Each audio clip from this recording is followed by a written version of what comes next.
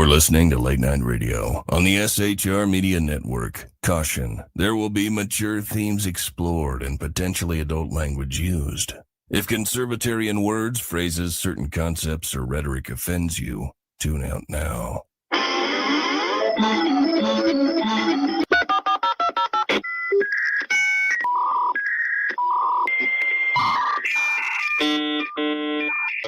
Uh-oh, guess what day it is? Guess what day it is? Huh?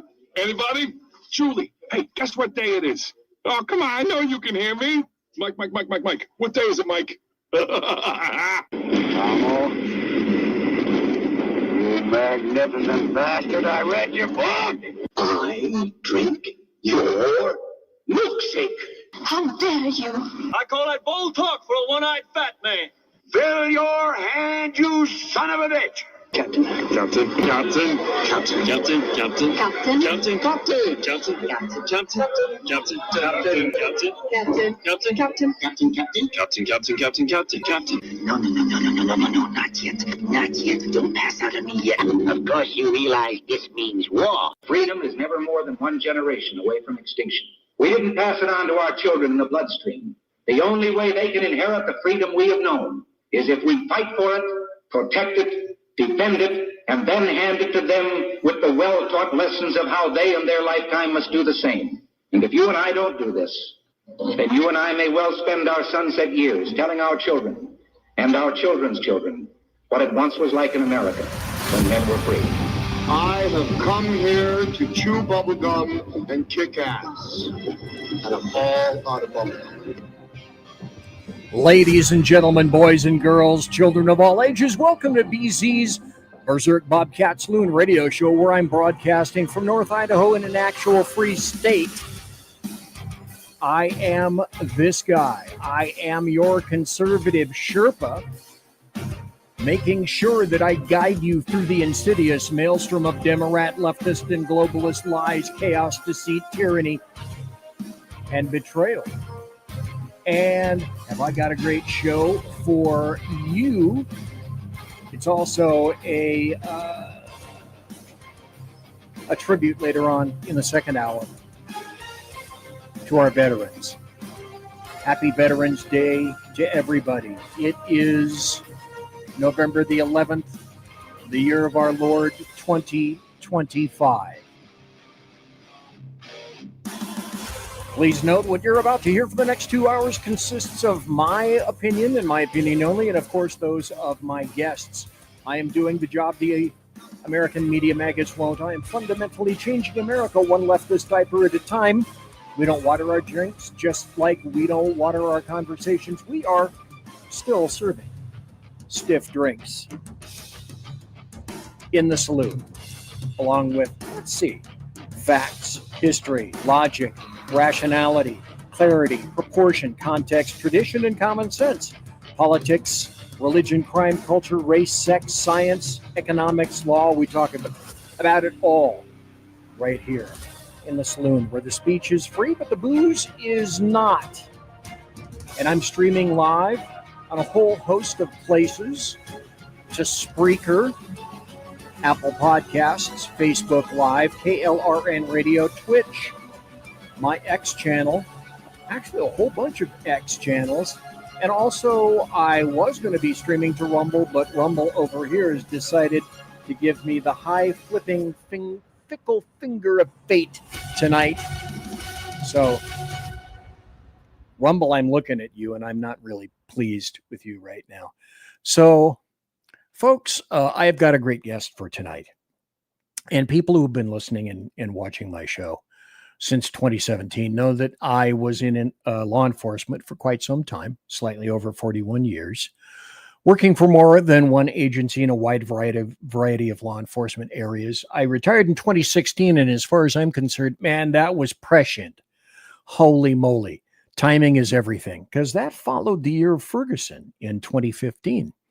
And all of the rest of the subsequent contretemps and hands up, don't shoot, lies that followed because of a series of false narratives from let's see, then President Barack Hussein Obama, he of the beer summit, and gee, Trayvon Martin could have been my kid kind of stuff, because timing is everything in terms of, I don't think that I could have then, much longer, and certainly now, have survived more than a handful of calls in today's environment. So my timing was great.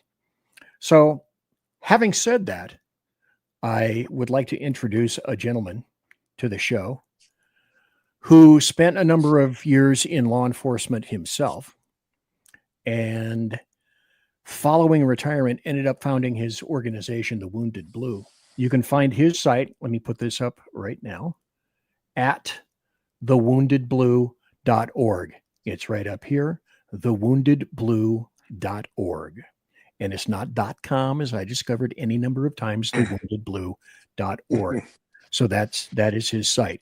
This is a fascinating dude, I got to tell you right now. And in between his time in service and his retirement, there's a whole bunch of stuff that happened, and an even greater number of things that occurred subsequently. So in order to go here, and as we discussed earlier, because, dude, am I super over prepared? I have never be underprepared, BZ. And so subsequently I am not. I'd like to introduce Randy Sutton, and thank you ever so kindly for being here tonight. It is my pleasure. Thanks for having me. I cheated a little bit, and I looked around for on the internet for stuff about you. So I'm a little bit familiar with your story, but nobody tells their stories better than the people themselves. And I learned long ago, if you possibly can, just take a big mug of shut up and let the people talk for themselves.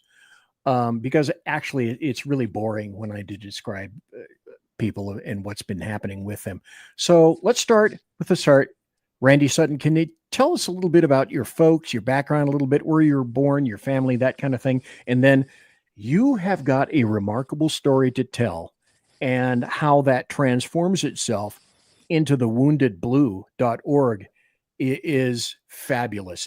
Overall, it's an incredible story, sir. Well, I appreciate that. And, I consider myself very fortunate that I had a wonderful childhood. Unlike many people, I was born into a family of love. I kind of refer to myself as like I had a beaver cleaver life. I had great parents who cared. Grew up in a beautiful little town, Princeton, New Jersey, and had a great life. And I was very fortunate in another regard, in that I always knew what I was going to do with my life. I knew that I was going to be a cop from the time I was an early age. My grandfather was a deputy sheriff who was shot in the line of duty by a poacher of all things. Survived a shotgun blast to the stomach. And I remember being fascinated as a child looking at that nasty scar he had.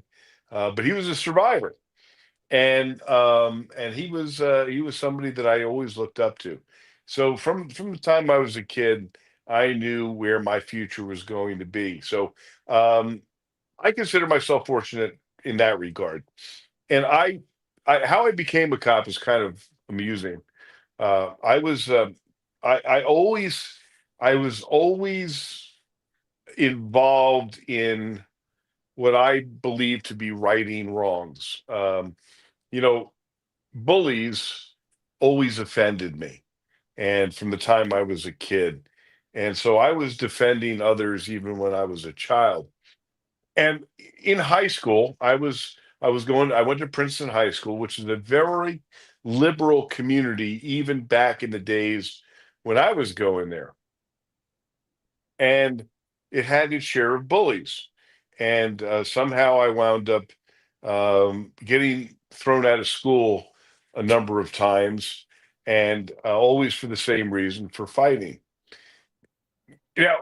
What was interesting is the principal that kept on suspending me from school knew that I was actually fighting for a reason. I wasn't picking on people, but because it had a zero tolerance, policy, I kept on getting tossed out.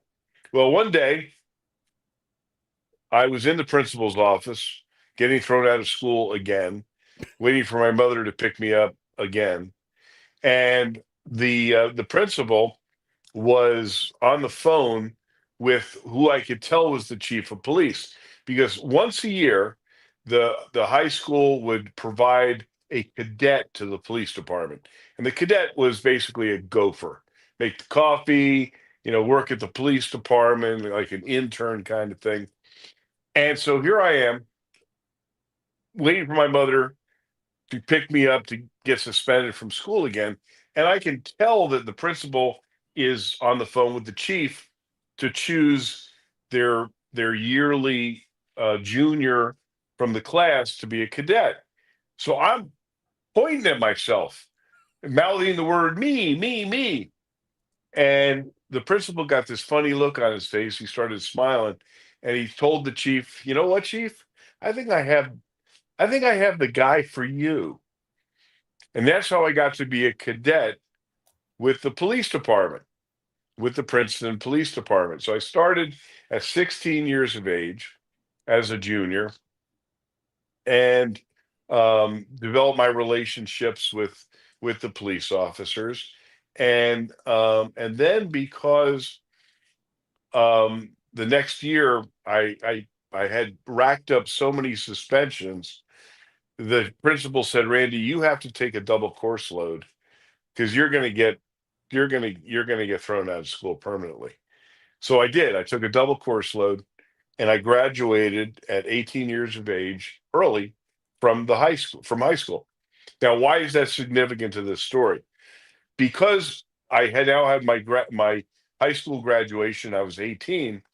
They just changed the age of majority in New Jersey to 18 years old, so you could vote, you could drink, and you could become a police officer. So maintaining my relationship with the police department, working even though I was now going to college at night and I was working a full-time job, I was also, still working as a special officer for the police department. So I'm taking police tests, and I took the police test in Princeton, but they only hired a cop like once every 4 to 5 years because it was a small town, 30 cops. Well, one evening, I tested high enough. They didn't want to insult me, so they made me number two on the list. And of course, they had no intention of hiring me. I was 18 years old, and time a year goes by, or 6 or 7 months, and we have a hurricane in Princeton, and I knew that they were going to need help because of the hurricane. So I go up, and I'm volunteering my time to work the desk and answer the phones and dispatch cars, etc. Well, one of the guys that I worked with as a cadet was a guy named Johnny, who was a very gruff Navy veteran, and he was a permanent desk officer, and he was the quintessential gruff guy with the heart of gold. He always pretended to be upset with me, but he always liked me, and we got along really, really well. So it is now a hurricane is happening. I'm working as a volunteer answering the phones and waiting for Johnny to get there because he's working swing shift, but he doesn't get there. And we all figured, because he couldn't get into town because of the hurricane. Well, breaking the action, I run down to the locker room to use the bathroom, and I walk into the locker room, and I find Johnny laying on the floor. He had made it in, but he had a heart attack. Oh. And so I yell up for help, and I started CPR.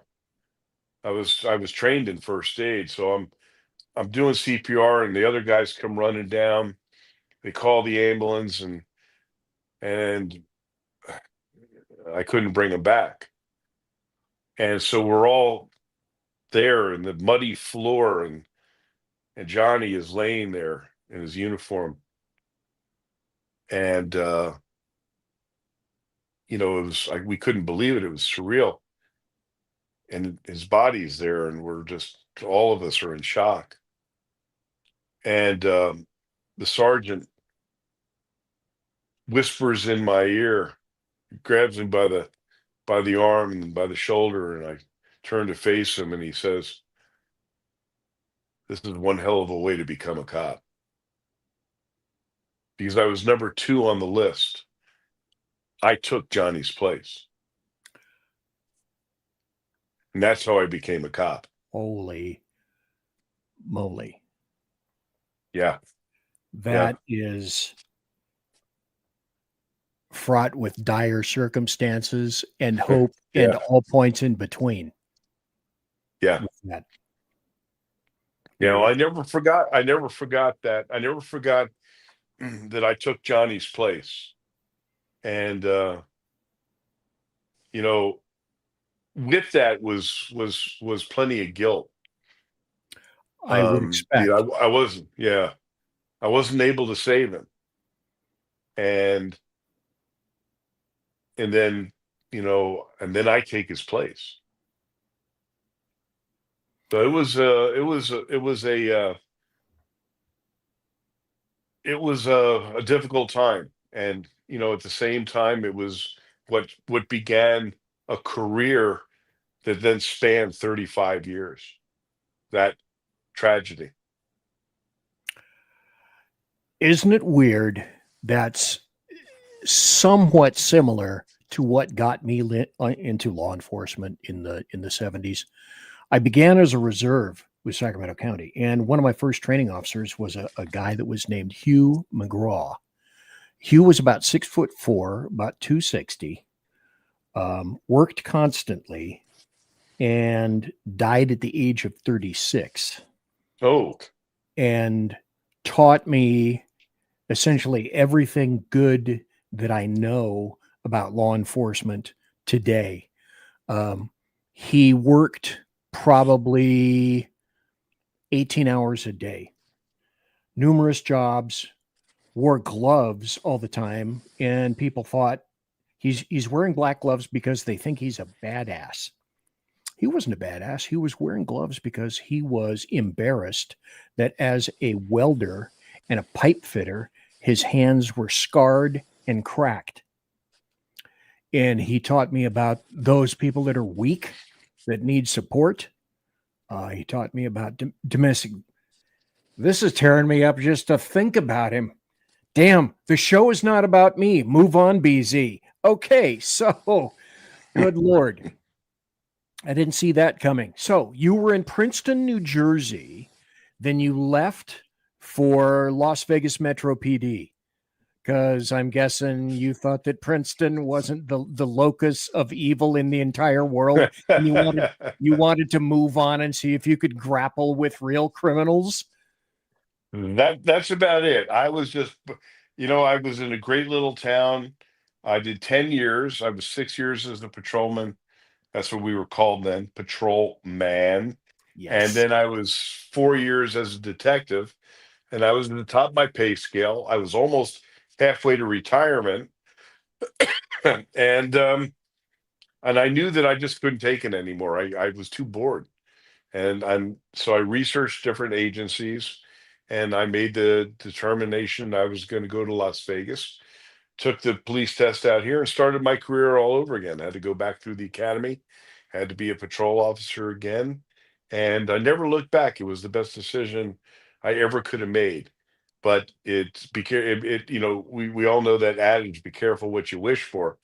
And you're not in Kansas anymore, Toto. And I learned that very quickly when I was in my first shooting, when I was still on vacation, or excuse me, when I was still on probation.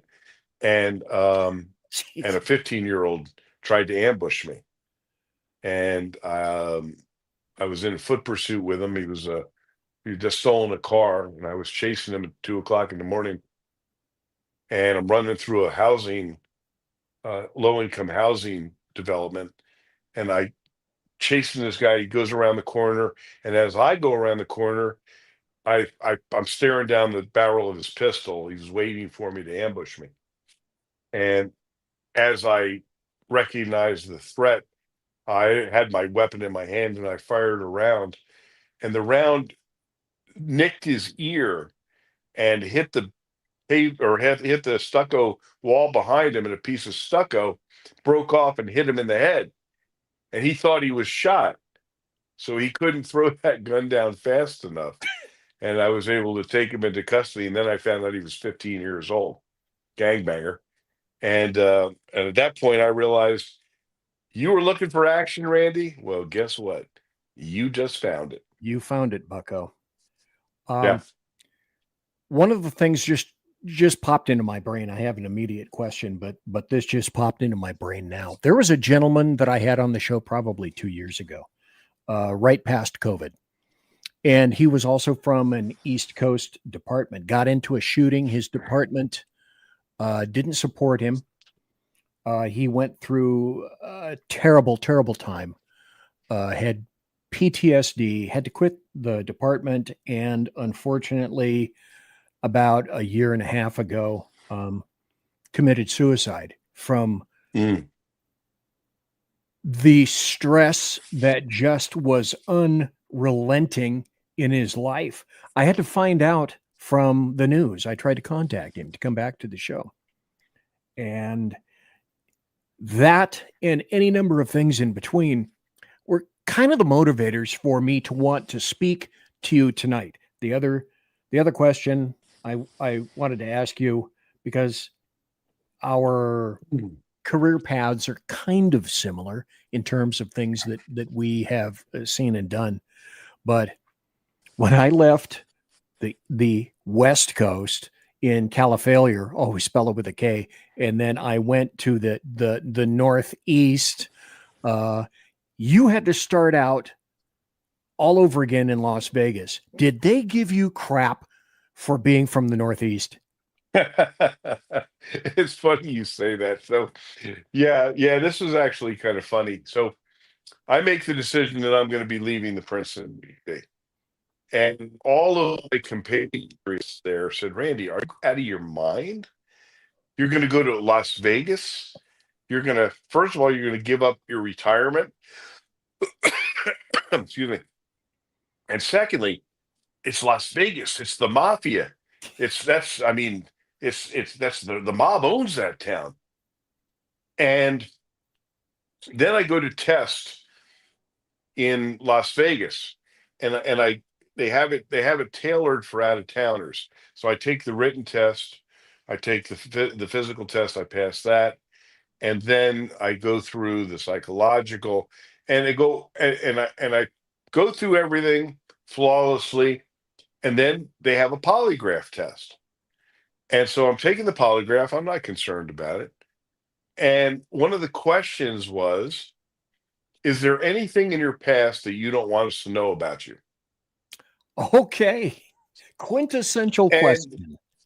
Right. And they're asking me this question, and I started laughing, and I said, well, yeah, of course there's stuff I wouldn't want you to know about me.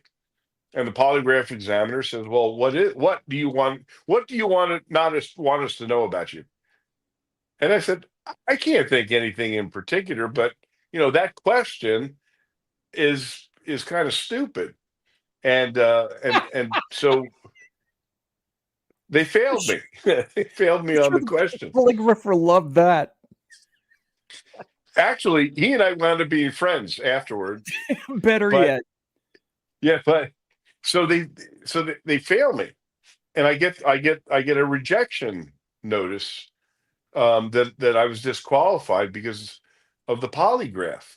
And I'm not happy because I know that this is bullshit.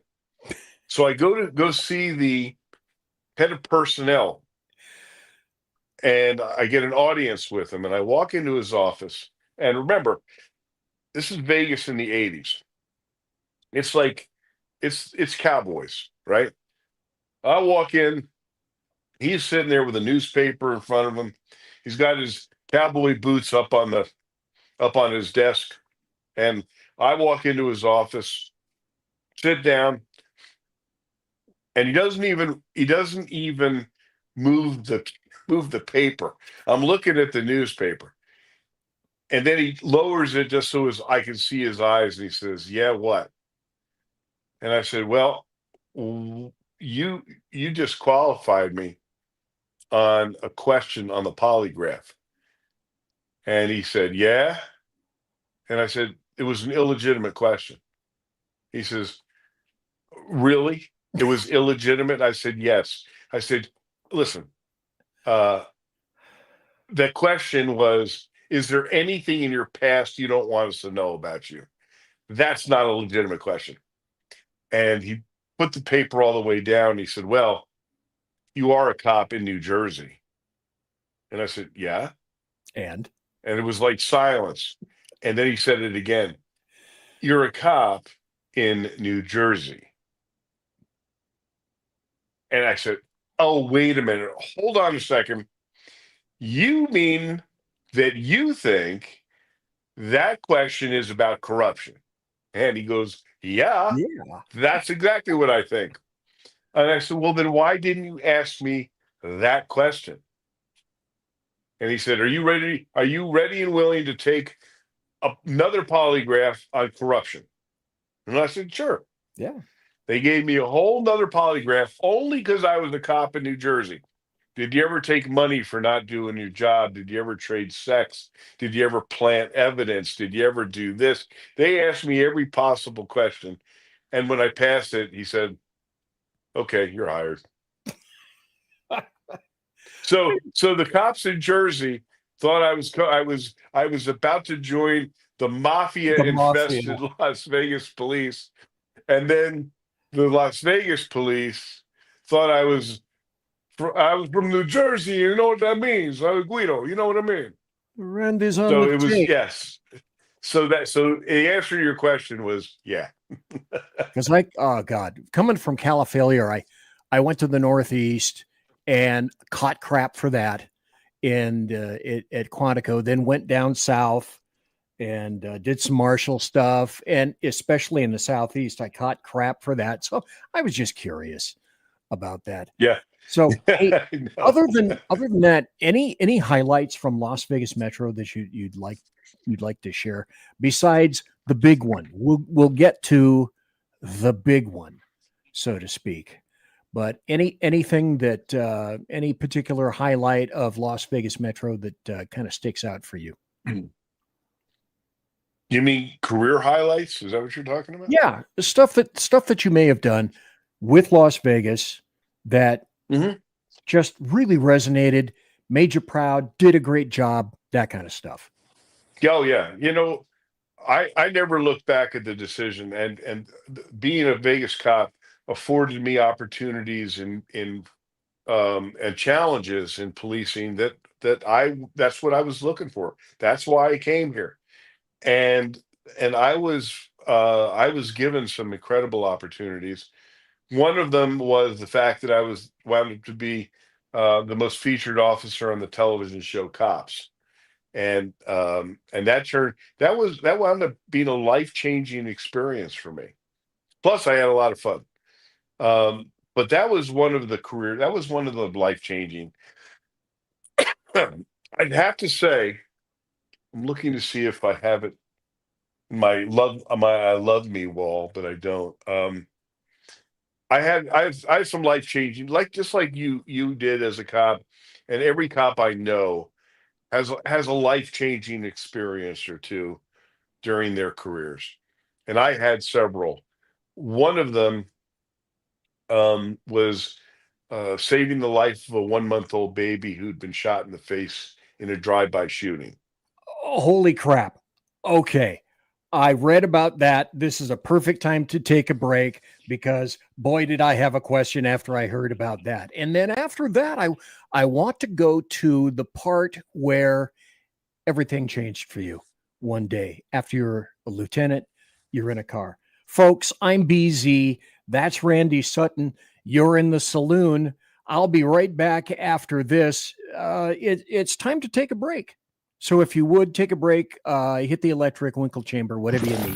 Conservative media done right. You're listening to the SHR Media Network.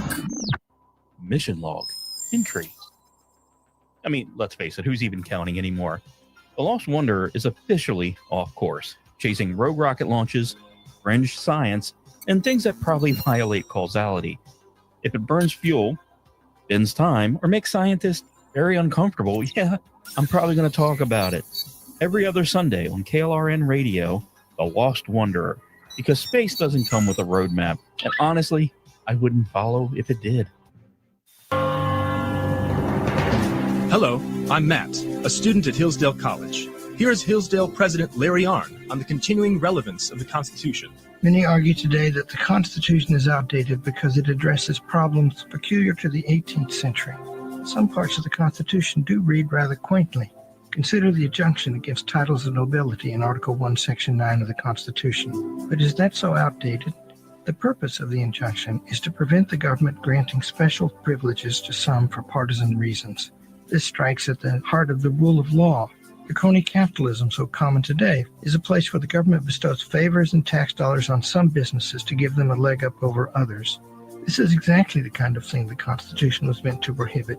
The Constitution is not so outdated after all. This Constitution Minute was brought to you by Hillsdale College. To join the national conversation on the Constitution, go to constitutionminute.com. Hey fellas, are you mission ready? You need to check out Mission Ready Men via Earl Big E Jackson on Tuesdays and Thursdays, 9 a.m. Pacific, 11 a.m. Central, and noon Eastern. It's a show that equips you to navigate our society's challenges from a biblical perspective with courage and conviction. Tune into Mission Ready Men as we examine our culture through the prism of biblical truths, teachings, and how to apply them in our daily lives. Prepare to step up, stand out, and step into your role as a man as ordained by God. That's Mission Ready Men, hosted by Earl Jackson on the SHR Media Network. And get mission ready. Want to make an immediate difference in the life of a critically ill child? You have the ability to do that right now.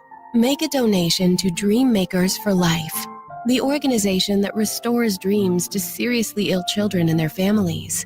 You can sponsor a dream pack for a child, which contains a clear PVC backpack, a dry erase board adventure coloring book, a journal, and dry erase markers to inspire a critically ill child to envision a future adventure and hope. Want to become a dream maker for life yourself? Go to dreamforlife.org. That's dreamforlife.org. Help a child. Help a family. There is always hope.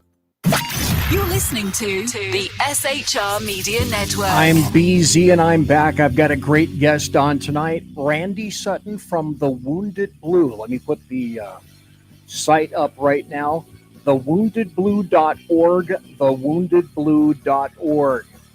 Enough of this fiddle faddle. Let's get going. I've got tons of questions for Randy Sutton. He made a remark about an event that occurred with a baby, and so let's take this out. Let's put Randy back on the stage. Randy, I said that because when I saw that in your background, so I have to ask you, how do you save the life of a 1-month-old baby that was shot in the face on a call? How is that possible?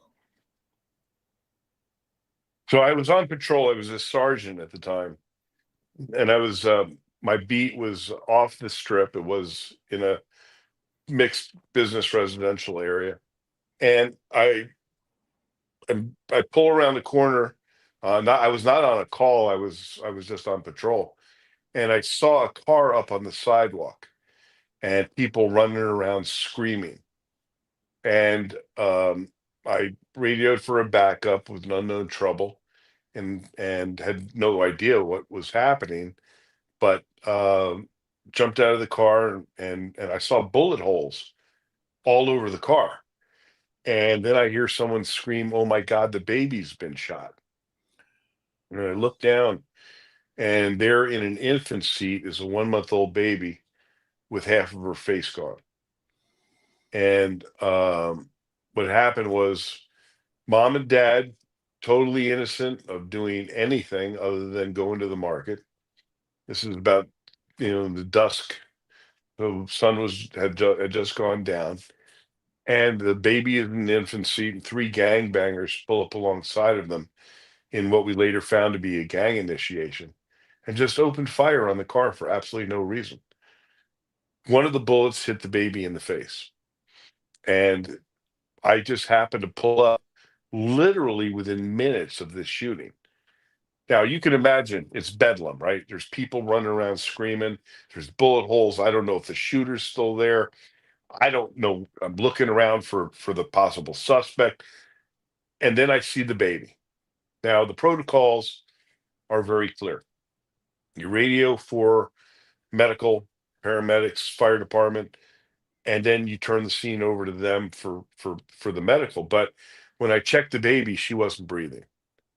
And I knew if I didn't get her to the hospital, she was going to die. So the first patrol unit that got there, I just scooped her up and jumped in the police car. I said, radio, we're bringing in a baby that's not breathing.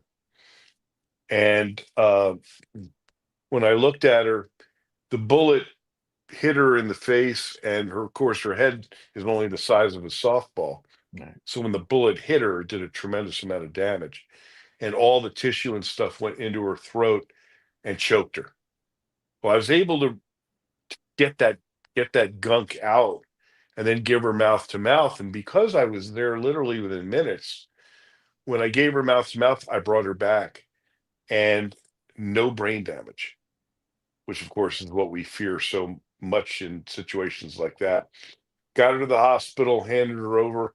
They worked their magic, and that baby survived. Not only did she survive, but she and I are still, she's my goddaughter. See, that's an amazing story. And people don't realize that we come across not just criminal scenes, but scenes of people that need to be rescued that are in extremis.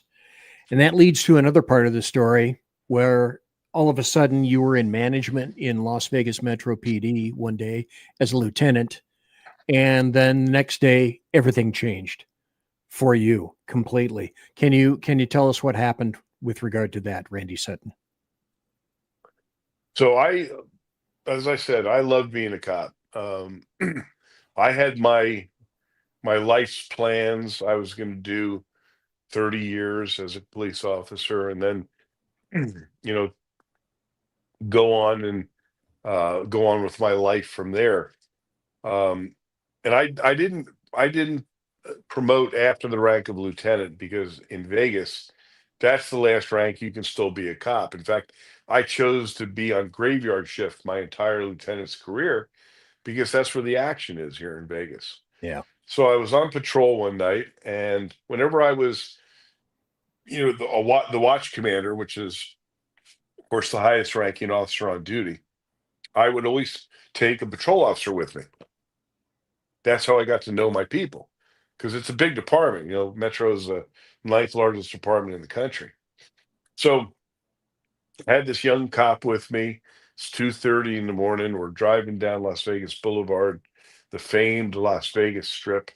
And I was talking to him like I'm talking to you right now. And suddenly I started talking slower. And I literally felt my brain slowing down. And I knew what was happening. I was having a stroke. So I stopped the car right in the middle of Las Vegas Boulevard, and I said to this poor kid who'd never ridden with me before, I said, "Get me medical. I'm having a stroke." And the kid was looking at me like, "Is this the way the lieutenant screws with people?" And he realized I wasn't messing around. And I got out of the car to go around to the passenger side in case he needed to get me to the hospital, and started speaking gibberish. And I knew I was speaking gibberish, but I couldn't control it. And then within seconds, I lost the ability to speak altogether and lost the ability to move. And I crumpled to the pavement, absolutely helpless. And I'm laying there completely conscious, completely cognizant of what is going on, but completely unable to move or talk or communicate. And I can tell you this, that I was not afraid of dying. I was afraid of living like that. And as I'm laying there helpless, tourists are walking by me, taking my picture, laying there helpless. Of course.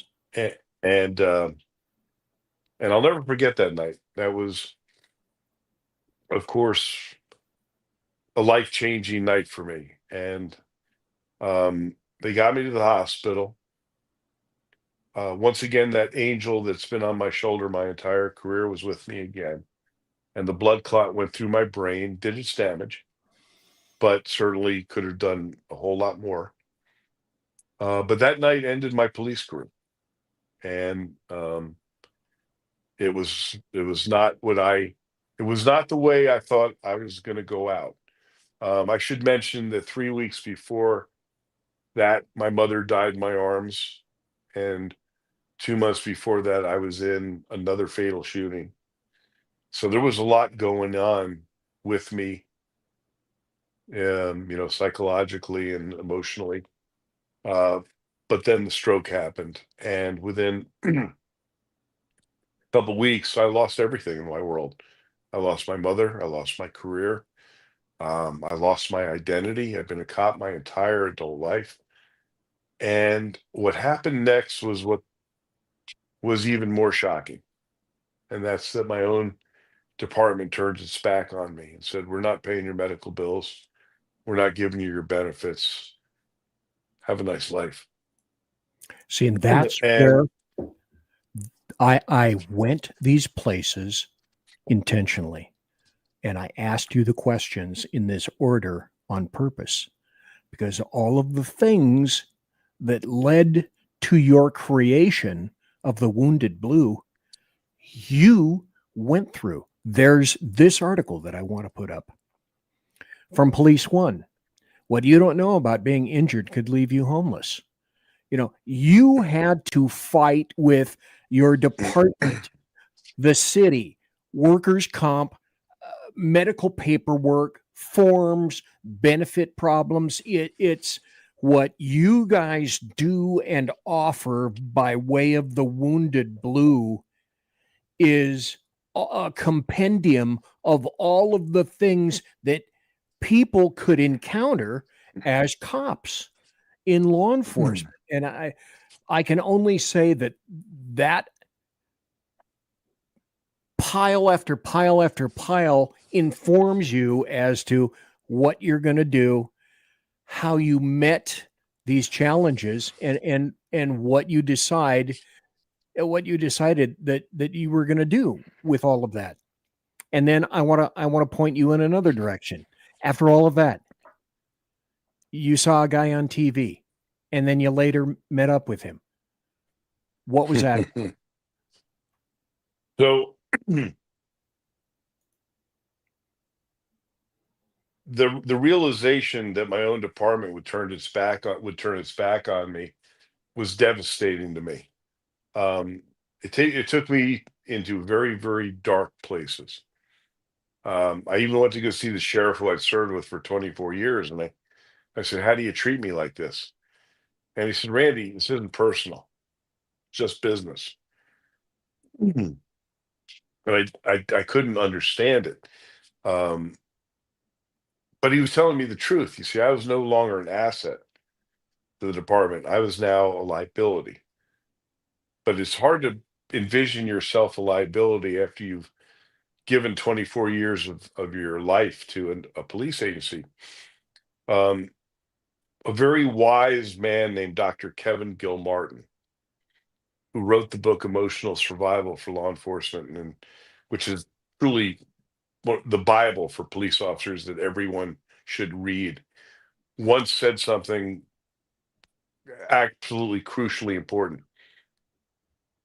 You'll hear cops say, "I love my department." Well, you can't give your love to something that will never love you back. But we all feel like we do. and that the department will love you back. It's incapable of doing that. I used to tell my So, recruits that if it is politically or fiscally expedient, you will be sacrificed. Never love your department. It will not love you back. it's exactly right. So eventually I won. I had to get a lawyer, and I went through a year and a half of fighting them. And it was terribly debilitating, not just emotionally, but it was physically. I'm going through, when they released me from the hospital, I spent a week in the hospital, and the doctor comes over to me and he says, "How you feeling, Randy?" And I said, "Well, quite honestly, I feel pretty damn good." And he says, "I'm happy to hear that, but I don't want you to think that anything we did is going to preclude you from walking out of here and having another stroke or a heart attack because you have a serious heart problem. And by the way, that's what killed my mother 3 weeks before this. And it's what killed my father." So suddenly I am now facing the harsh truth about my own physical issues. And it's not what I expected to hear. So now I've lost my job. I've lost my identity. My own department has turned its back on me. Um, and I don't know what the future is going to bring. Now, by this point, I had already written 3 books, excuse me. I'd written 3 books. And so I'm thinking now that the doctor's got me thinking, what's going to be my legacy? And I knew it was going to be a book, but I didn't know what it was going to be. And then one day I'm watching television, and I'm watching an interview with a man named Frank Shankwitz. And that name probably doesn't ring a bell to most folks, but what he did will ring a bell. He is the man who created the Make-A-Wish Foundation. And what very few people know is that the man who created Make-A-Wish was a police officer.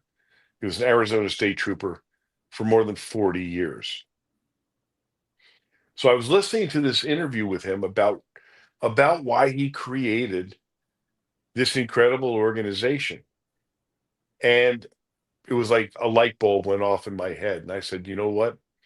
This is what I'm going to do. I'm going to contact Frank Shankwitz, and I'm going to ask to interview him because I'm going to do a book called The Power of Legacy about people who have done incredible things with their lives, and ask them about those who gave them that impetus, who inspired them to give back in such amazing ways. So I reached out to Frank Shankwitz, and he lived in Prescott, Arizona. And I told him who I was, and I said, I want to interview you. And he knew I was a cop, and he said, come on, I'll meet you. So I'm supposed to meet him in Prescott, Arizona. And he calls me the night before, and he says, hey, I'm going to save an hour off your time. I want you to meet me at a diner in the town of Seligman. And he gave me the name. And I said, sure, okay. And now I hang up from him, and I said, where the hell is Seligman, Arizona? And I look it up, and it's on Old Route 66. Now, why is that even germane to this conversation? I have to tell you, because it is another piece of the weirdness of so there was a television show, you might remember it, called Route 66. Oh, yeah. And that television show with George Maharis and Martin Milner was two guys in an old Corvette on the road to adventure.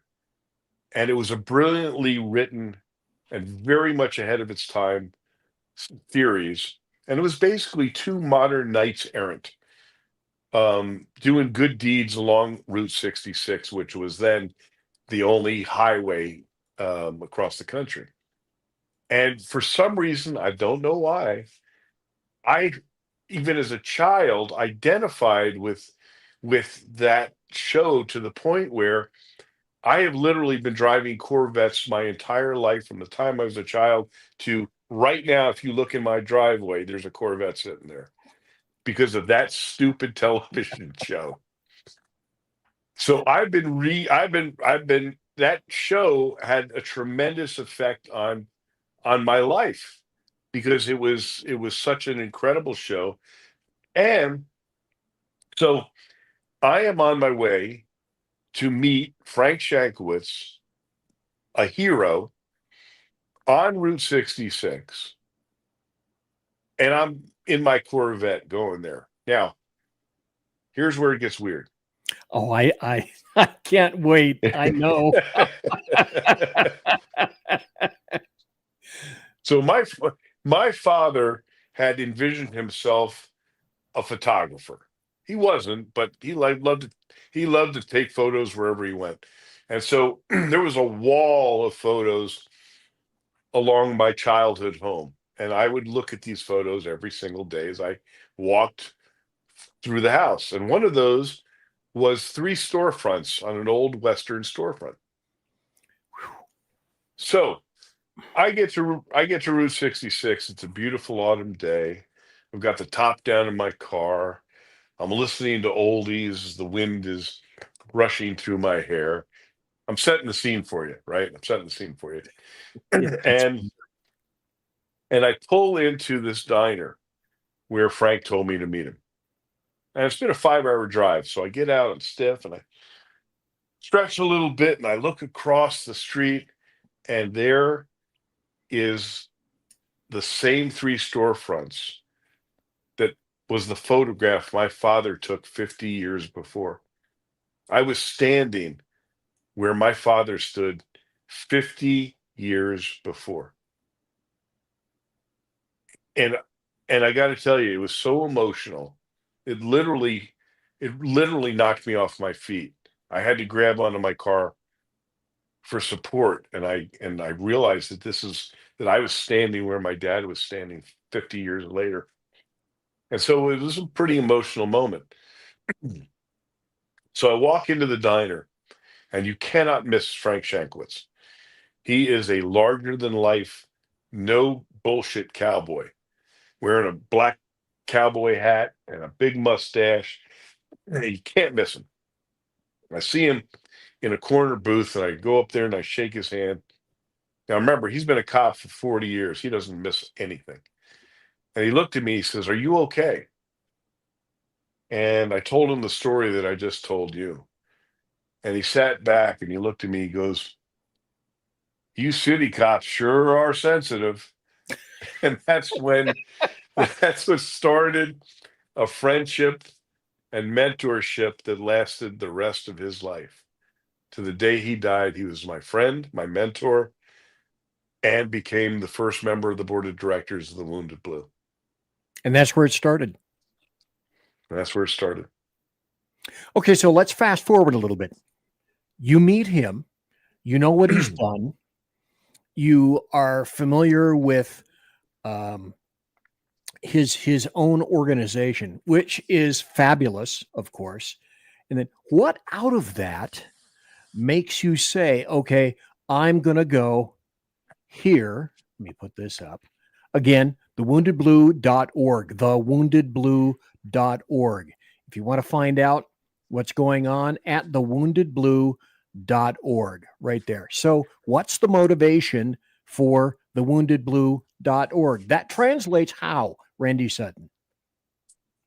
So I wrote the book, The Power of Legacy.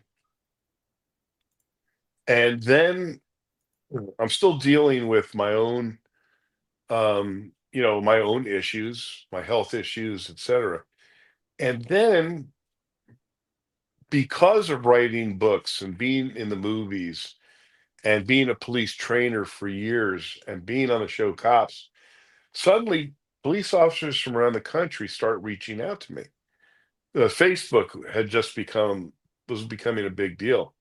And cops started reaching out to me. "Randy, I know you don't know me, but I don't know who to turn to. I was injured in the line of duty. In one case early on, police officer said I was shot in the line of duty. My chief never even visited me in the hospital. They've thrown me away. Randy, I was paralyzed when my police car was hit by a drunk driver. They've abandoned me. From different parts of the country, I'm getting these heartbreaking messages, not because I could do anything, but only because I was visible in the law enforcement world. And they were desperate. They didn't know who to turn to. And I can't do anything, but I understand because I get it. It happened to me. And I realized that this is a national issue. This wasn't just Randy. This was happening to cops across the country. And every single one of these conversations ended with the same phrase towards the end. I feel forgotten. I feel abandoned. I feel alone. And then the worst ones were, I wish I never survived that night. At least I wouldn't be a burden to my family. Yep. And these heartbreaking messages are coming to me. And I'm going, wait a minute, there's got to be a resource for these men and women. And discovered there was none. There is one if you die in the line of duty. But if you get severely injured in the line of duty, there's nothing for you. And that's why I created the Wounded Blue. And the Wounded Blue is the national assistance and support organization for injured and disabled officers, a nationwide charity that's helped more than 16,000 cops in the last 6 years.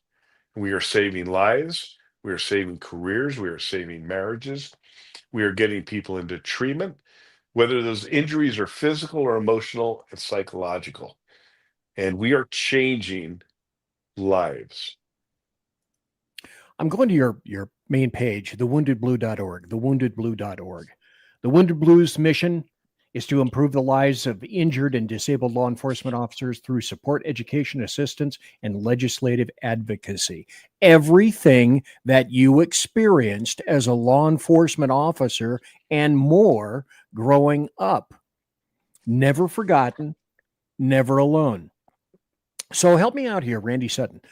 Was your primary concern that of the mental health of officers, their physical health, on the job, post-retirement? Focus me in here a little bit. So it was all of the above. They're interchangeable. They're part and parcel of one another. Physical injury leads to emotional injury. Physical injury leads to psychological injury, and vice versa. We have seen people who wear the badge who become severely depressed because of post-traumatic stress, and then they harm themselves. We've seen officers who literally run their own cars off the road because they can't deal with the pressures anymore. And I understood. I understood the darkness of what it felt like when you feel abandoned by, most police officers are very idealistic when they begin their careers. They're believers in right and wrong. They're believers in the good guys and the bad guys. And that doesn't always play out in reality. And those who are most idealistic are most apt to be hurt when things don't go the way they think or the way they should. They become disillusioned. That disillusionment can lead to hopelessness. Hopelessness leads to that feeling of helplessness. And those two factors in combination with one another is why we have the suicide rate that we do.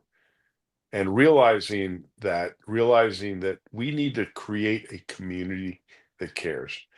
We need to work together and in friendship, in loyalty. We need to be the thin blue line that we were promised as cops, but never delivered.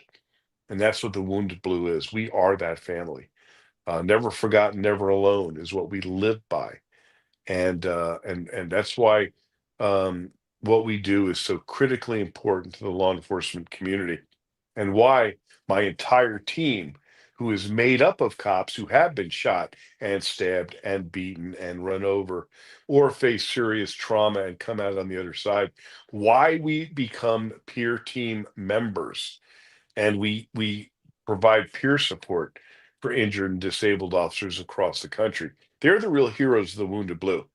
Those men and women who serve as peer team members who literally intersect with other officers' lives who are facing struggles now.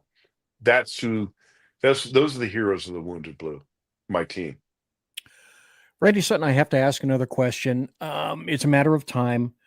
I'm not going to do a break right now. Basically, all I'm going to do is just let everybody know where we are. Conservative media done right. You're listening to the SHR Media Network. But there are some other questions that I'd like to ask. I will admit, for the first time, any place on in my show, been there, done that, thought about it.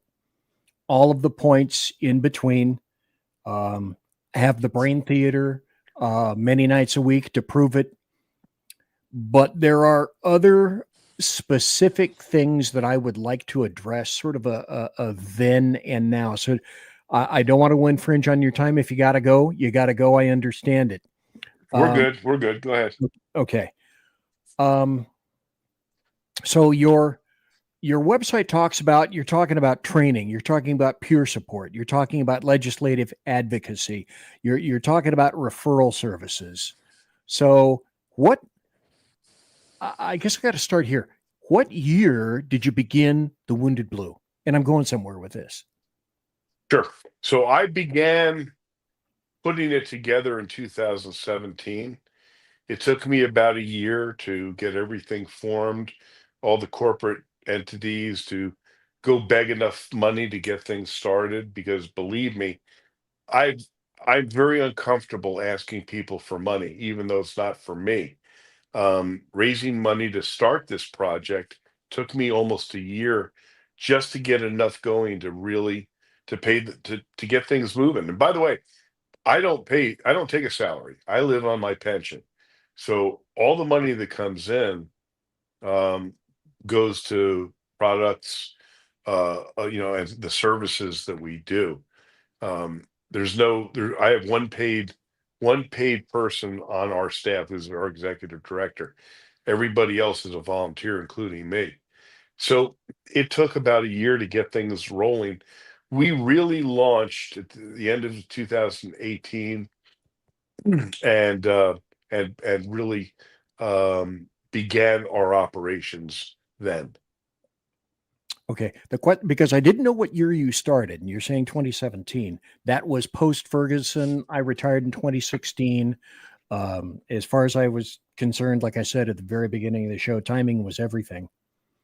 But the question that I was going to ask, and maybe you can even answer it now, is since the beginning of your program, The Wounded Blue, thewoundedblue.org, here are the people that are also on the staff, the board of directors. Betsy Brantner Smith. I remember her from, wait, I don't know if this is still true, but in the 70s, I used to be vastly entertained by J.D. Buck Savage. And at one point, she was, I believe, associated with J.D. Buck Savage himself.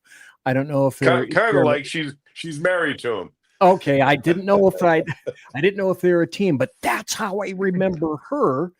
And then going down here, you also have a gentleman named Dr. Travis Bates, and I was associated. Travis Yates. Or Yates, I'm sorry.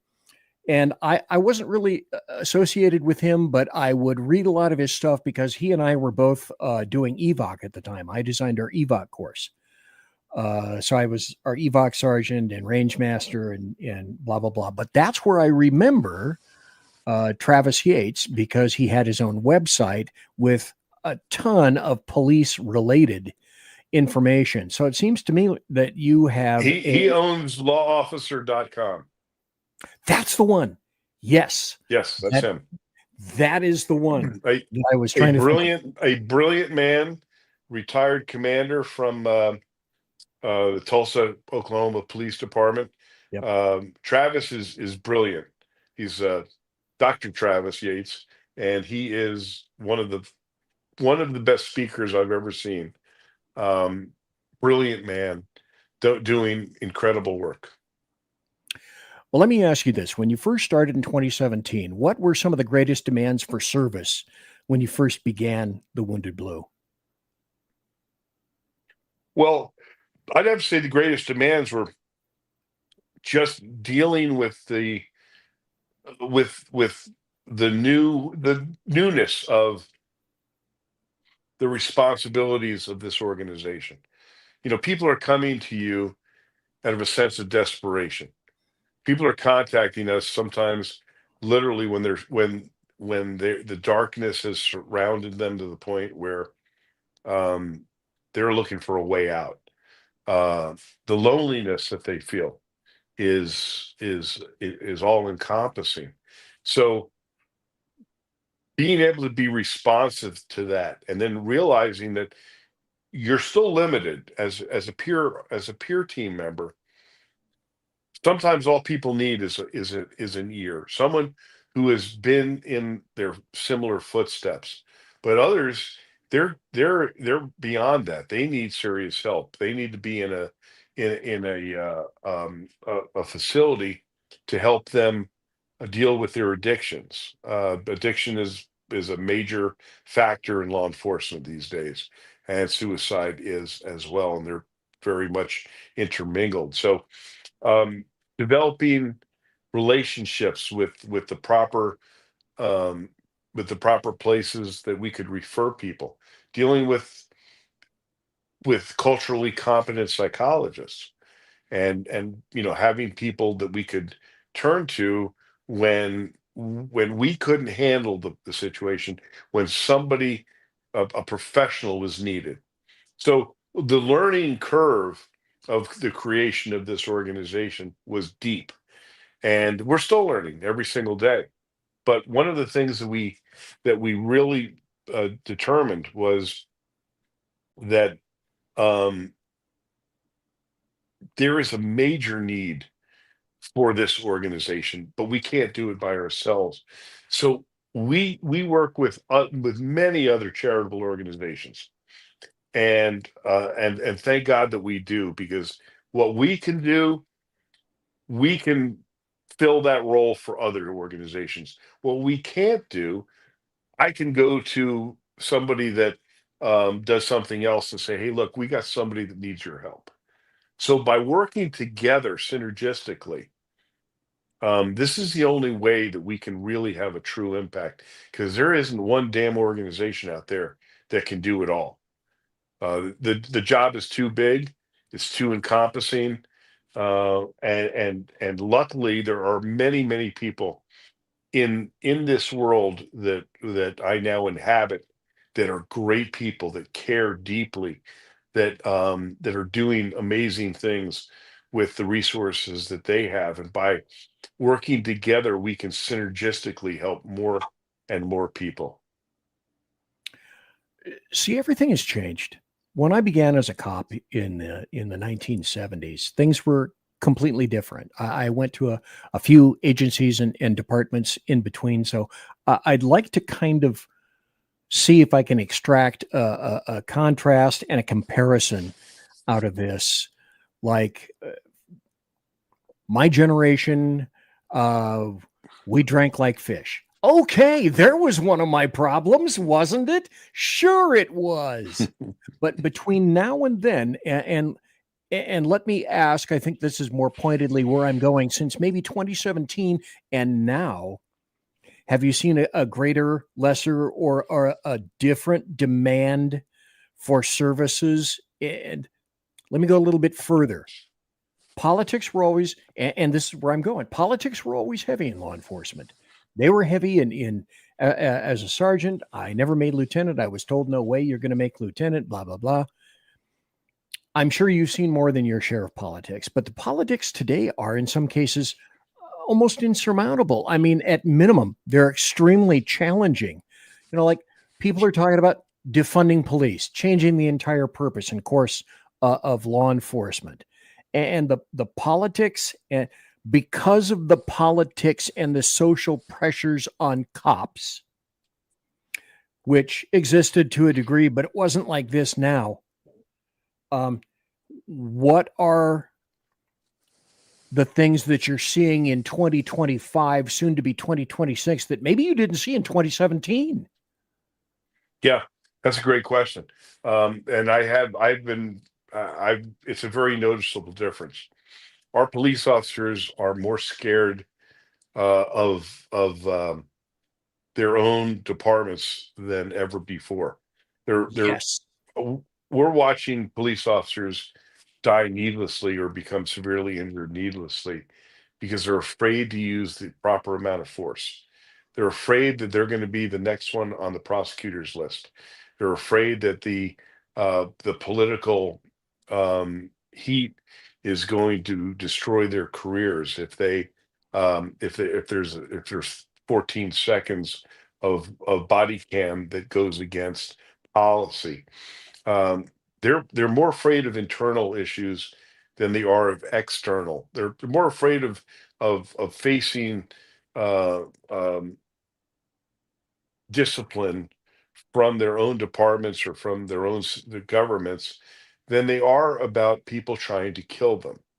When I see police officers deploying a taser against a deadly force situation like an edged weapon or even a gun, it makes me sick. I cringe when I see that Yeah. stuff. And we're seeing it. We're seeing it more and more. I submit to you, maybe you mostly. I mean, I went to all the Caliber Press sessions that I possibly could on my own dime. Blah, blah, blah, blah, blah. We worried about officer safety. The things that I see the younger generations of law enforcement worrying about now are, officer safety, career safety, administrative safety, community safety, as in, what the hell? That demand, that course, that stream of demand must have just expanded massively with you. Well, because I've been a police trainer my entire career. One of the jobs I had with Las Vegas Metro was I was in charge of advanced training. So that training world has always been part of who I am.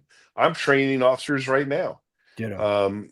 We've created a training course. I work with a company called Public Agency Training Council, which is a great company that does a ton of police training in all kinds of genres, and one of those is the training courses that we do with the Wounded Blue, and part of that is leadership training. About so many departments don't even know how to deal with a severely injured cop, so they've never dealt with it. And then when it happens, they let those officers down. So that's why education is part of our goals. You have to give people the training and the knowledge if you expect them to employ the proper uh, uh, techniques, the proper put in place proper policies. Let me give you an example. Okay. I was doing a training class along with my training director, Bob Bemis, who is a severely injured Pennsylvania State Trooper Sergeant who was in charge of their academy. An incredible trainer. He and I were doing a course with the FBI National Academy, and these are leaders. These are chiefs or commanders, etc. And here's the first thing that I said to them is this. I said, if you take one thing away from this, I want you to consider this. I asked for a show of hands. I said, how many leaders in this room, when one of your guys screws up, you place them on administrative leave? And of course, everybody's hand went up. Sure. I said, right. How many people here, when one of your officers gets involved in a critical incident or a shooting, you place your officers on administrative leave? And virtually every hand went up. And I said, think of this. You're telling your officers when they get involved in a critical incident or are forced to take a life, that you are equating them with someone who has committed misconduct. If you take anything away from this, when you get back to your departments, change your policy and put it as critical incident leave. Don't call it administrative leave. And that is one of that's part of the training that we provide. They're not thinking about it. It's not even a consideration to them until suddenly they look at each other and they go, "Oh yeah, that makes sense." And it's just simply that little bit of semantics can change the way a police officer feels about when they are forced to do the unthinkable, take someone's life. Well, and on the sheriff's department, when I was range master on a shooting, I'd go out and I'd recover the gun from the officer. I'd have to give him a new one, of course, but that's more of the piling on sort of thing. Plus the other aspect, since I, like you, have always been in training, is, gosh, folks, what's the first thing that gets cut in times of budgetary tempest? Training. Gosh, Randy, what would that be? Yeah. It's always training. And yet, when you don't train the officer and then they screw up because you didn't train the officer, who gets the shaft? It's that officer. And we've seen this time and time and time again, where it be the political expediency. Instead of the department taking responsibility for not training their people properly, they blame it on the cop, and then they excise that police officer from the agency for political purposes. That's why cops are scared. Cops are more afraid of their own leadership than they are of the bad guys. Now, that's been for a while, but I don't think it's ever been as exacerbated as it is now.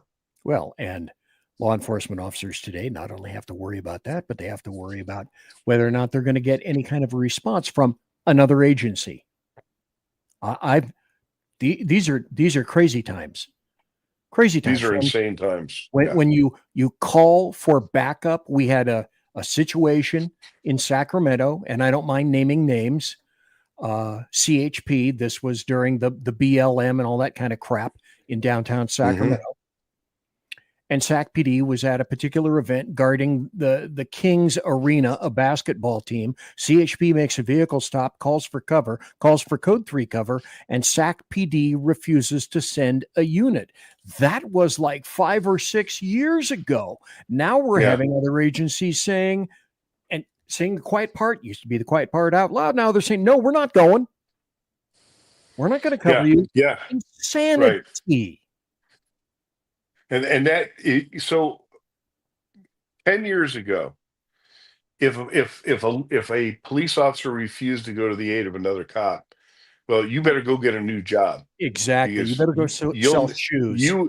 Right. And if a police leader did it, they better get a new job too.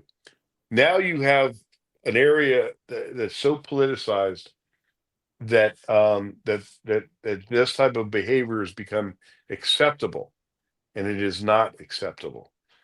Those that make that decision. I mean, you saw it in Chicago, where the chief told their police officers not to assist ICE when they were taking rounds. That chief should be drawn and quartered. The mayor should be put in prison. You're being kind. Yeah, well, drawn and quartered. Drawn and quartered is a pretty harsh. That's a pretty harsh punishment. But see, I was risk manager. We know, you and I both know, that there is, what are the exposures? The exposures are, I'm a devotee of Gordon Graham, for God's sake. There's negligence in hiring, negligence in training, and negligence in retention. And Right. those are all exacerbated and amplified today to an extent I've never seen this. Randy Sutton, I've never seen Yeah. it like this before. Right. And so that plays a major role in the mental health of our officers. You know, when you're telling police officers that if they screw up, they're facing prison time. They're facing discipline that is so incredibly harsh for political expediency. You're putting their mental and emotional health in jeopardy, and that isn't even being considered by leadership. You're one bad call away from all of that. Right. That's all it takes. One bad call. So your demands, well, let me ask you this, and I know you got to go. So I'll try to make this the last darn question because you have been very, very kind with your time. The demands are big, I'm guessing. Where do you guys see yourselves going in the future, or will it be mostly we just have to focus on the core fundamentals, blocking and tackling, the four big things that we do? Well, we have. It all depends on resources. We've had some pretty spectacular wins. I'm gonna tell you another crazy story. Okay, please. And I'll love it. it's actually gonna fill your heart with something that that we all need, and that's hope. There are people that really care about our law enforcement community in a big, big way. I fully believe that most Americans believe in their cops, believe in and trust in their law enforcement community. There's also people out there that are going above and beyond, and I'll give you an example. And this is kind of a crazy story. 4 years ago, as you know, I'm a commentator on a number of different news organizations about law enforcement topics. And I was appearing on Fox News and it was about injured officers. And so I got to talk about the Wounded Blue. Well, about 20 minutes after that show, I get a phone call from a voice, and he says, "Hey, I saw you on Fox News, and I support law enforcement. Tell me more about your organization." And this is during the height of the anti-law enforcement you know, lobby, so to speak. And I told him about the Wounded Blue, and you could tell that this guy was very savvy about charity. And at the end of our about an hour and a half conversation, um, he asked to see my 990s or tax forms, which shows how charity spends its money. After I sent it to him, he called me back and he said, "I'm going to make it a Happy New Year for you. This is Christmas time. I'm going to make it a Happy New Year for you." And he sent me $100,000 check. Holy shit. Yes, holy shit is right. To this day, it's the biggest donation we've ever had. And I used a lot of that money to literally fly to the bedsides of police officers who were severely injured, shot, or whatever, and give them a couple $1,000 for babysitting and food, and to make sure their relatives had a place to stay near them. And boy, I tell you, that money went really, really quick. Well, let me guess. He didn't want his name put out there. I didn't know his name. Really? I didn't know his name. It was not completely anonymous. So about a year later, Christmas time, I get a phone call from the Fraternal Order of Police in Utah. And the Utah president says, "Hey, listen, Randy, we got a situation here. We got a police officer that lost his leg in the line of duty. And his prosthetic leg they gave him the cheapest one they could give him. And his leg is worn out. He's literally walking around on a bloody stump. And we're putting together a fundraiser. Do you think he could help?" And I said, "Well, we're not a fundraising. We don't have money for that, but every now and then I can pull a rabbit out of my hat. How much is the prosthetic leg?" And he says, "We think it's $25,000. And I said, okay, let me see what I can do. Well, in the weird way of the world works, that day I get a phone call from the person I refer to as the voice on the phone. Okay. Same guy. And he said, Randy, I was just thinking about you. How are things going? And I said, it's really weird that you called me today because I just got a request about, and I told him about this cop who lost his leg.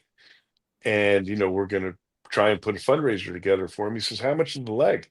And I said, they told me it's about $25,000. He said, Randy, no brainer, make it happen.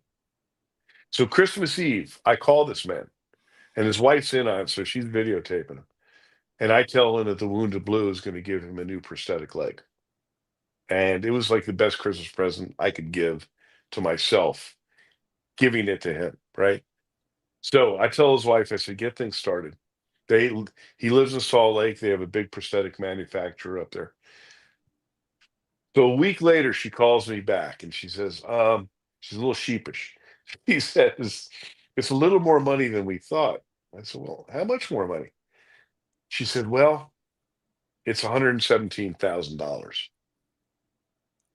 For And a I was prosthetic. like, oh my God, what am I going to tell my donor?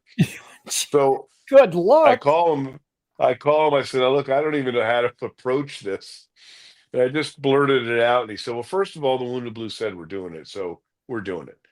Secondly, that officer deserves the best prosthetic leg that money can buy.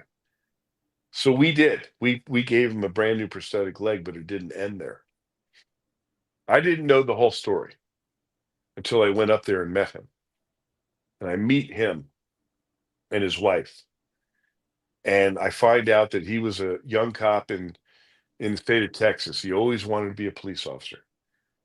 He finally gets on the job.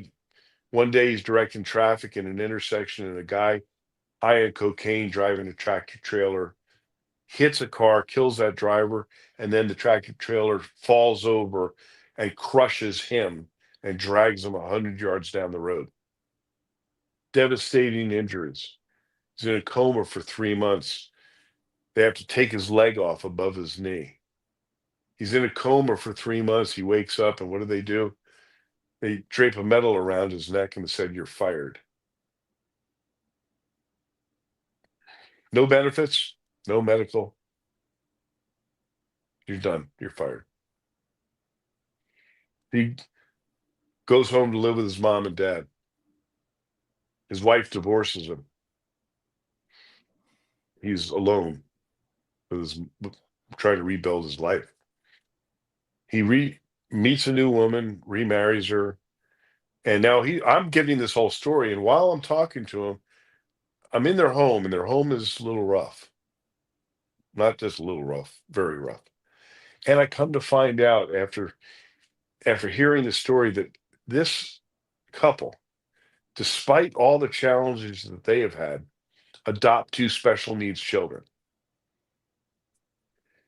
And I'm seeing this house, and this house is full of love. Well, the voice calls me, and he says, how's it going there? And I told him, I said, now I know the whole story. And I just outlined the whole story to him. And I said, let me tell you something. These people adopted 2 special needs kids. And he says, Randy, let's do more. Well, at the end of the day, we teamed up with the Gary Sinise Foundation, and we completely rebuilt their home from the ground up. And they're living in a totally accessible home that's safe for the children. He has a brand new prosthetic leg, and their life has been changed because of the Wounded Blue and the voice on the phone. But it doesn't end there. Oh, jeez. Okay. All right. But wait, there's more. But there's more. Recently, this is the most recent thing I'm going to tell you, and I'm going to stop after this story. A police officer down in Texas gets severely injured in the line of duty fighting with a suspect. During the fight, his back hits the curb. He loses all sensation from the waist down. They take him to the hospital. The hospital says, you need spinal surgery, but we don't have a surgeon that can do it. So instead of airlifting him there, they tell him to go home. And that began his nightmare. 21 botched surgeries later, he's told he'll never walk again. We enter his life. He's married. He's got young children. He was in the prime of his life. He's now gone through 7 years of absolute misery and pain because they refused to fix him. They wouldn't pay his medical bills for a year and a half. They refused to give him the surgery that he needed. What could have been fixed in one day became a debilitating, life-changing injury because of how they treated him. And he's told he'd never walk again. We bought him a wheelchair. I'm having a conversation with the voice. And he tells me that he knows the final spinal surgeon, one of the finest spinal surgeons in the country. He's in Washington, D.C. We send this officer to him. He spends 30 days there in the care of this incredible spinal surgeon and his team. $300,000 we paid. And he danced with his daughter at her wedding 3 weeks ago. That's the Wounded Blue. Can't top that. So think of this. The voice on the phone now has donated to me more than $2 million to take a role in lives like I just told you. There's more. There's more than that. I'm just giving you a couple of the highlights. Right. I don't know who he is. He is literally a voice from the ether. But he's a patriot. He tells me, you just tell those officers that the people of America care. That's the kind of people that are still in this United States. And those are the people that are changing lives. And those are the people that are with the Wounded Blue. You know what I pretty much guarantee? The voice has a big story. No doubt. That's my guess. No doubt. Let me put this up on the screen. If people want to help, they can go here. Mm-hmm. This is, I believe, the Support Us page. Right. You can fill out the fields, one time, recurring, specific amounts, information, and my guess would be something similar to, you got $5? Appreciated. Right. $10? We're really asking.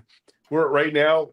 We're doing our 9/11 campaign. Donate $9.11 a month to the Wounded Blue, and the first 1,000 people that do that, we just announced this at our country music concert just a couple days ago.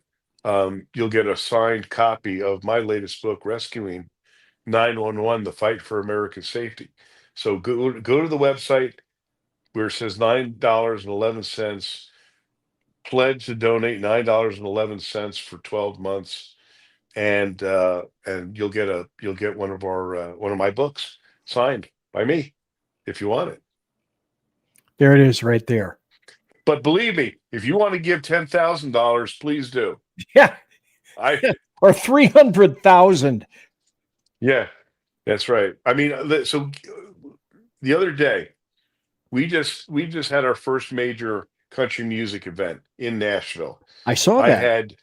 It was unbelievable. I had Vince Gill was there, Mark Wills, Daryl Worley, Mandy Barnett, John Conley. It was unbelievable. And they all volunteer their time to help injured officers. That country music people are the best. The best. And so there's all these folks there in Nashville. I'm walking through the crowd. I'm, greeting people and saying thank you. And this woman walks up to me and she hands me an envelope and she says, "Hey, when you get a chance, just open that up. There's something I want you to read." And it was clearly a greeting card. So when I got a couple minutes, I opened it up and she gave me $50,000. Again, one of those holy crap. Yeah. Holy crap. Right. Yeah. And so we are completely funded by people that care, charities. We're a charity. That's it. And so my entire 24/7, I'm out begging people for money. And by the way, I hate asking people for money. I have to. That's part of my duty. But I know that most Americans care about their cops. If I can just get them to get that credit card out, go to our website and take 5 minutes, pledge $9.11 a month. If we get enough people to do that, we can touch even more lives than we are now. I just need the help of the people. Randy Sutton, any final words, sir? My only final words are that I appreciate you having me on. Thank you for your service. You and I we came on about the same time when we were both carrying 6 guns. Oh God, yes. And lived in a different era. But we're both of a certain age. When we understand that our role now is to spread information and to play a role as, if you will, kind of sages, that we share our wisdom, we share our knowledge with others. You do so in this format. I do so on my own podcast, which is called A Cop's Life, as well as in the mediums that I use. But we're still giving. We're still believers that we can change the world, and that's something you and I should never lose. We can change the world. Well, and the other thing, finally, I'd say, we're sheepdogs. Right. And guess whose oath never expires? Ours. Right. Thank you, sir. Thank you ever so kindly for your time. I've only exceeded it by about 40 minutes, almost another hour. That's okay. It's my pleasure. Thank you, Randy Sutton. Let me put this up once again. thewoundedblue.org. thewoundedblue.org. From that site, you can donate, you can go back, you can partake of the 911. You can ask for help campaign. You can ask for help too. You can ask for help. Because especially with me and a lot of other things that have gone on, BTDT, been there, done that, in all sorts of different ways, means, locations, etc. Randy Sutton, thank you. And one other thing, if somebody wants to contact me personally, because they want more information or they want a personal conversation, I'm really easy. I'm Randy at thewoundedblue.org. That's Randy at thewoundedblue.org. And the funny thing is, the reason I contacted you is because about a week ago on another program, either Fox or Newsmax, I heard about the Wounded Blue, and there was Randy Sutton. And somebody said, like you, said, "Oh, here's my email, Randy at thewoundedblue.org." And then you got an email, by God. So I know for a fact. Hey, let's hope the next one has dollars attached to it, okay? Wouldn't that be nice? Oddly enough, I think that will probably occur. Randy Sutton, take care, sir. God bless, and be safe. Thank you. Thanks for having me. Folks, can you believe what an incredible show, what an incredible dude that is? There's so much I could have said. His career path and mine and some of the things that he's done are similar. And it made me realize, made me go back in time a little bit. Some things, the likes of which I don't particularly want to revisit. But I had him on because if you find yourselves in extremis, there's a resource for you, folks, right there. Catering most specifically to law enforcement. All is not lost. All was never meant to be lost.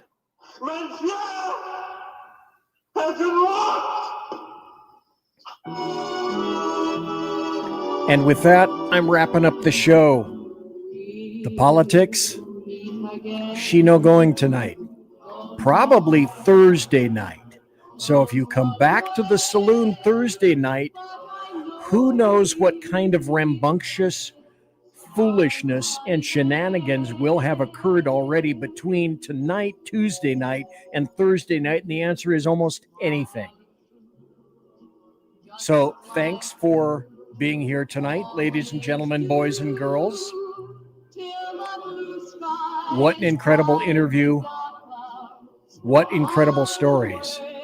But of course, you know, I can't go anywhere without saying promotional consideration by the Lockheed Martin Skunk Works, by Shure and Electro Voice microphones, by the people that manufacture my mixer, Arrakis, and also the people at Pratt & Whitney Engines, the likes of which produce thrust you can trust. Tonight's tiaras are once more by My Little Pony. So, also, thanks to my personal KC-135 Kettle One refueling team, with whom I shall be consorting in less than a half hour, most likely about 15 minutes or so. Everybody, God bless. Take care. You. Everybody quiet down now and get some sleep. Be safe. Everybody. Come back Thursday. Night, Mama. Night, Ben. Good night, everyone. Good night, Mom. Good night, Daddy. Good night, children. Good night, Daddy. Good night, Elizabeth. Good night, John Boy. Good night, Jim Bob. Good night, Jim Bob. Good night, Jim Bob. What's going on? I was asleep. What's everybody doing? Good night, Good night, Jim Bob.